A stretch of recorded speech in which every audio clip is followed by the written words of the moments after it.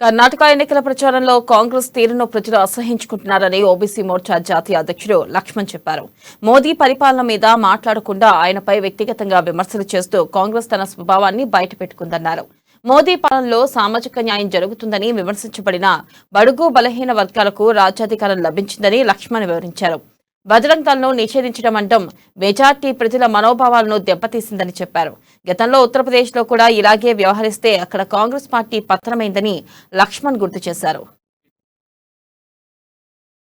కర్ణాటక ఎన్నికల సభలలో ప్రధానమంత్రి నరేంద్ర మోడీ గారు చాలా స్పష్టంగా గత 9 సంవత్సరాలుగా మోదీ గారు ప్రధానమంత్రి అయిన తర్వాత అభివృద్ధి ఎజెండా ఏ రకంగా ఈ దేశంలో మరి హైవేసు, రైల్వేసు, ఎయిర్వేసు, వాటర్ వేసు అభివృద్ధికి పెద్దపీట వేయడమే కాకుండా పేదల సంక్షేమము, పేదలకు పథకాలు నేరుగా బ్యాంక్ ఖాతాల్లోకి వారికి డబ్బులు చేర్చి ఆదుకుంటున్నటువంటి విధానాన్ని, పారదర్శకతతోని దళారీ వ్యవస్థ లేకుండా సామాజిక న్యాయం, ముఖ్యంగా అనేక దశాబ్దాలుగా విస్మరింపబడ్డ వర్గాలు, బడుగు బలహీన వర్గాలు, దళితులు, మహిళలు, రైతులు, యువతకు పెద్దపీట వేస్తూ ఏ రకంగా ఈ ప్రభుత్వం పనిచేస్తున్నది.